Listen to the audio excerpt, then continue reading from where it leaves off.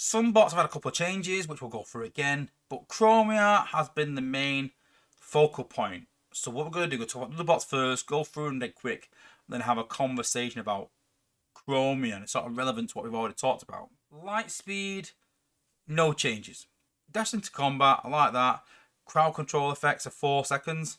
And then swiftly retreat, blinding target for 12 seconds. 12 seconds is not a long time. It will take you 30 seconds to go through outpost bots normally. You've got more than one target hitting you. So it's not feasible to use Lightspeed and go, yeah, I'm going to blind that, and blind that, and blind that, and blind that, and blind that, and use 20 ability points. Then 12 seconds later, you've got to blind them again. So personally, I would like to see a cost reduction. Personally, I would like to see a range increase. Personally, I would like to see it 20 seconds or more damage. And his range is not amazing. Now, I'm not saying do all these things, but what is he good at? He has a lot of HP. With Solar's Prime, with his G1, his G1 is amazing. G1 one of the best in the game. Kudos to them. Brilliant. So he gets 2 revives and a revive for the Solar's Prime. So he gets 4 healths, in fact. His health, the 2 revives, and the 4 Solar's Prime, in effect. It comes out 60% health, but you get the idea. It's pretty much 4. So he's very hard to kill, but he doesn't have the protection that the likes of Pipes and Slug have. So he's not a better frontline bot. He's not better than Smokescreen at taking out build bots. It's 3+2. So if it takes out 1 build bot, that's still costing 8 rather than 6 and doesn't have the range of Smokescreen. So it's not as good as Smokescreen of that. Blinding targets. I'm a big fan, mate. I don't like blinding things and stunning things and then coming back a few seconds later and then they come back because because they've come out of the effect. I like Bumblebee for that because it's very cheap. So for me, the playoff needs to be, if it takes me 8 ability points to destroy it, it should take me 8 ability points to stun it for maybe 30 seconds. So I'm not concerned about it. So for me, I think if this was like 15-20 seconds for the blind, I'd be a bit more open if it was cheaper. But a 3+2, why, if I can kill an MDS with Roadbuster for 6 ability points, why would I want to blind it for 24 seconds for 8 ability points for more when I can destroy it for 6? I think maybe 3+0. Then it's 6 points to kill a build bot, which is his range not amazing. So it's going to struggle to get there, but you can kill a build bot for 6 ability points. For 6 ability points, you can blind it twice for 24 seconds, and you can gain a lot of health. So I wanted a cost reduction. That's the main thing. Or, like I said, an increase in the time or an increase in damage. If you could kill a build bot for 3 ability points, brilliant. I love it. His range not like Smokescreen, so it's not from the launch pad. That's the playoff for me. Next up, we've got Tasmanian Kid. Tasmanian Kid has had a cost decrease, which is not showing on the test account, but he has. Why is it reverted? It was 4+2 and 2+1, I believe, but he has had a cost decrease. He's had a damage increase. He's had a range increase. He's had all these things, and you know what? I'm still not sold on him. I still want to avoid him. I'm still gonna, if I pull him, leave him at level 50. I get him to 50 and I just leave them. Really, they're not very good. Just in case they get an increase later on down the line, then I can just go bang to 60, stick them in the lab, bang up, and I can get them up quite quickly in the space of a few weeks. So 50 is like the key point. I get all my bots to 50 no matter what. So sadly, not really sold on Tasmanian Kid. We're gonna go and have a go at him in a minute. I'll show you. Metalhawk, a bit of a weird one. So let's just unquip his G1 a minute. So he will now go airborne, drop bombs in an area, dealing 4,500 damage. Enemies hit have their attack range reduced, excluding power cores, by 60% for 25 seconds. This has been increased because the G1 that increased the seconds increased it too much. But then without the G1, it still increased it. Eno didn't state that. And so that's been reduced back down again, but they've increased it. So I think that it was originally 15 or 20 seconds. The G1 made it 30. They settled in the middle at 25 seconds without the G1. Now, I thought the G1 increased this time still. Sadly, it doesn't. It increases the ability damage. Now, if we look at the ability damage now, 5,900 damage for 3+3. So at 6k, if you use it twice, that's 12k. 12k damage at the highest heights in the game for 3+3 and 9 ability points in a line is not that good, believe it or not. There are bots that do a lot better. You still got to combo that with another bot. So for me, the initial cost is great. The repeat cost is far too high. 6k is alright. Reducing the range by 60% for 25 seconds is good. But the G1 for me, it makes no sense as well. Enemies, so more ability damage, okay, I get that. Enemies also within the range reduction receive a 40% attack and movement speed reduction.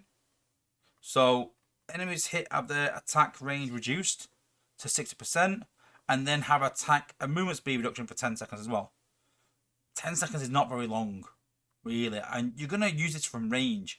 You're not going to use this close by. So when you use this from range and it hits targets and reduces the range by 60%, to reduce the attack and movement speed by 40% for 10 seconds doesn't make any sense to me. Now, if this is on defense and it hits an area, let's flip that a bit. So doing 6k damage, having their attack range reduced by 6%, that's not bad. Having their attack and movement speed reduced by 40% for 10 seconds is not bad. But the problem is that when you put a bot with 25k health in an outpost, once the ability is done, it's pretty much useless. It's pretty much just get it out of the way and it's gone. People focus on HP and survivability as well as damage.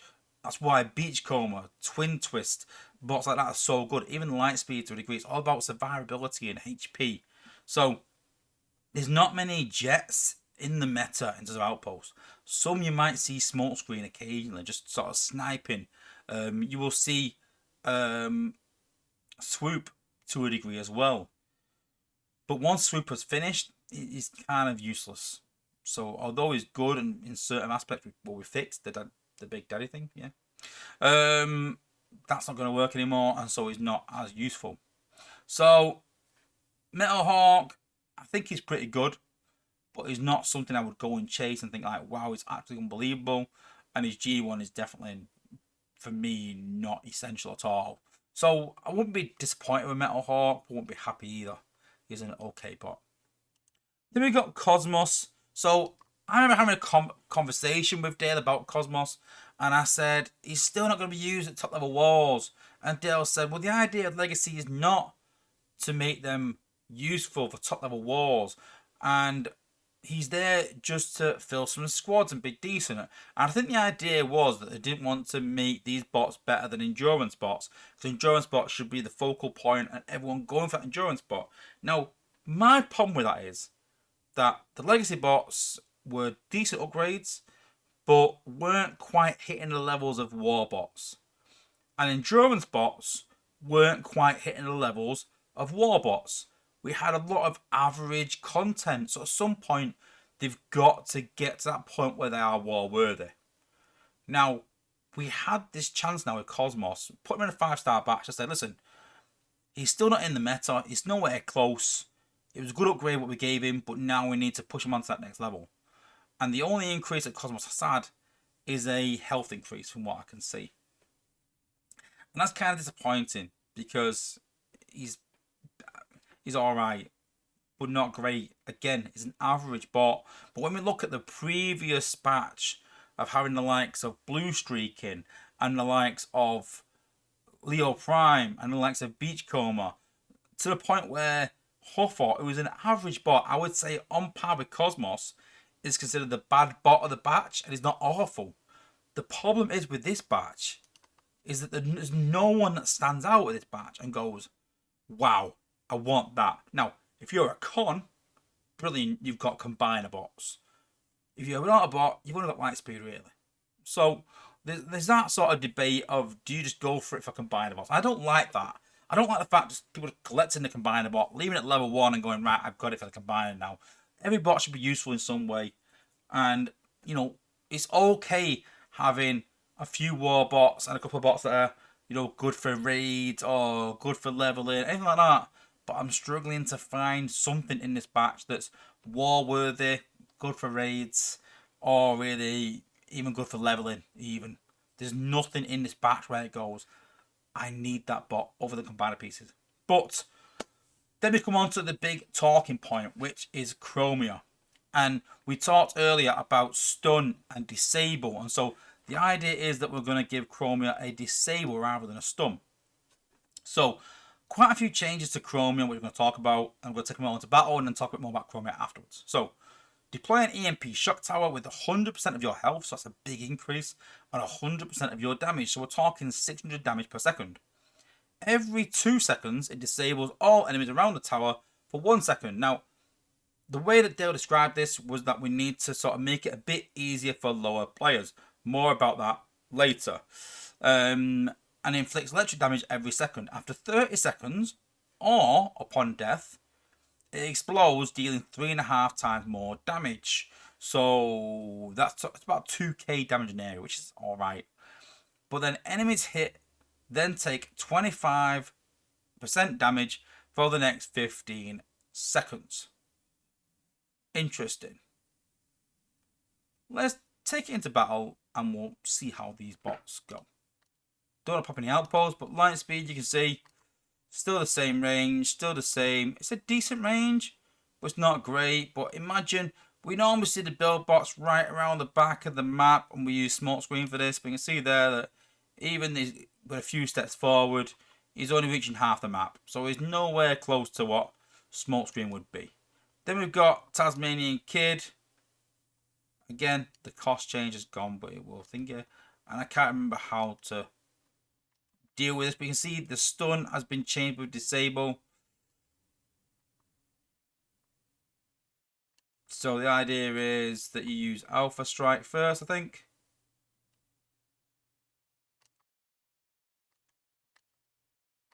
Let's use it on the resource build. I know we can't think it, but again, I sort of said earlier that I don't like the where it sort of targets in a line. I would rather make it do it in an area. Let's try it again. His range has been increased, but I'm not too sure that's been reverted, but that's not a really good range, I'm honest with you. So let's do it again. Let's see if it affects these mines behind. No, again in a line. But then we can use the other one, and that extends the disable. So again, it's not really clear. That says for 12 seconds. That says reset. Is it 12 seconds? I don't like the word reset. I'd say that. It needs a timer or something so you can see. Decent damage, but nothing amazing. Then we've got Metalhawk. He's got decent range, but if we sort of hit it over here like this, you can see the targets are still going to hit things. Range reduction there. But just get pricey. Look, 9 ability points for its 3rd use. So you can see there, you know, these cost reductions are good, but it does get really costly. Then we've got Cosmos. So let's use Cosmos's ability. You see there it floats over, it goes invisible. Hacks this defense, hacks the next one. Let's have a look at Chromia on defense. Let's take the same team. So obviously Chromia, massive outpost bot back in the day, pesky for lower down players. Let's see how she works in the new way that she's been designed. So let's put these bots forward. And so you see now the tower goes down. You see the stun for 1 second, stun for 1 second. And you can see now that it's kind of like a pulse. That it stops, then goes again. Stops, then goes again. So it disables for 1 second. Lets them free for 1 second. Now, the idea behind this from Dale is that it makes it easier to see for lower players that rather than getting stunned and stunned and stunned. So what could happen was it would stun multiple bots, but it could stun bots twice. And so it overlaid. And so that's when your bot got stun locked. They've also taken the stun out of Chromia's gun, so you can't get stun locked when you're doing solo leveling. And I don't mind that. I kind of quite like that to a degree, because it means there's too many times where you're leveling a bot and you try and destroy the base with one bot, and as soon as Chromia pops, you're like, oh my god, I'm knackered. So I kind of get the stun going from a stun gun. But the change to the tower, I think, makes it quite a bit easier. But let's have a look at our own offense. So we're going to put Chromia down. And we're going to put a stun tower on the beam laser. Now you see that it's 30 seconds now. And it stuns it. Or disables it, then doesn't. Then disables, then doesn't. And then we're going to try another area minute as well. So let's just stun these as well. Disable these. So I keep saying stun, but it's disable. And you see there, she disables them. This doesn't, and disables, and doesn't. Disables, and doesn't. Disables, and doesn't. But you see there, the tower's taking damage. But the good thing I like about this tower is that once it is destroyed, is that it takes all this sort of glass gas damage in an area. I'll try and show that again. Put 2 towers down.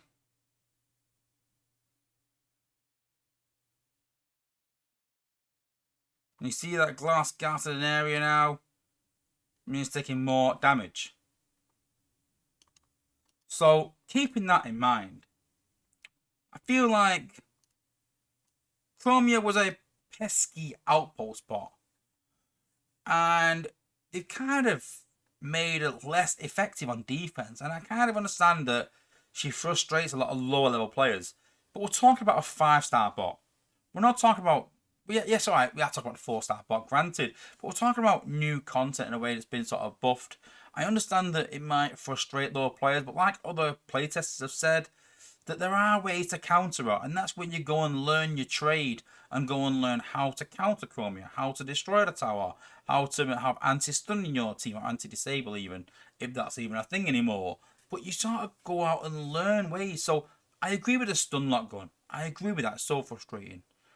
But there has to be a way where we can make it so it doesn't stun lock, but it's less or more effective what it is, but less effective what it was. And for me, that is... for every 3 seconds that it disables for 2 seconds, or every 3, give that second window. That 1 second window, I'm all for that. But it needs to be a 1 second window with a longer disable, because right now, that disable for 1 second is nothing. It just stops your bots in its tracks and they carry on again. And it's too easy to keep using the ability to get out of it. So for me, it either needs to be 3 seconds, and then for 1 second, they come out. So it disables for 2 seconds, and for 1 second, they have a window. Or it needs to be 4 seconds, disables for 3, and then it gets a 1 second window. It needs that 1 second window, but more of a disable. Now, I think that they're trying to make it so it's more effective on offense. But while the tower only has 27,000 health, it is not going to be effective. And they can't give it a stupid amount of health either, because it does need to destroy, I suppose, to give it that glass gas effect. Now, it does show glass gas, which is 40%, but it's actually just saying 25. I would personally give it the 40 as well. Give it that 40. She definitely needs something, because she wasn't effective on offense before this. And even with 100% health and 100% damage, it's still not even close. The glass gas is a nice addition, but it's not close.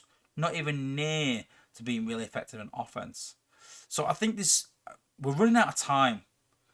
We were back and forth about Chromia, and Dale said that, oh, I think the playtesters are happy. I can't see that. I really don't. I still see playtesters saying, like, we need more for more Chromia, we need more for Chromia, we need more for Chromia. She's the big focal point for everyone saying, like, we need to make her more relevant.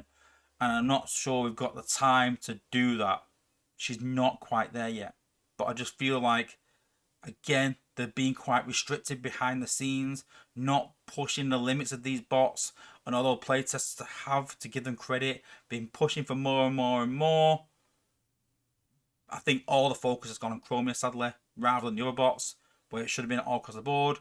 And because we've been fighting for Chromia so much and not got that what we wanted, sadly we're left with a very average batch. Let me know in the comments if you've seen something that I've not seen. Is there a bot in there where you're like, listen, this bot is actually amazing, Wozza. You just need to use him in this way. Have I missed something? Let me know in the comments, guys.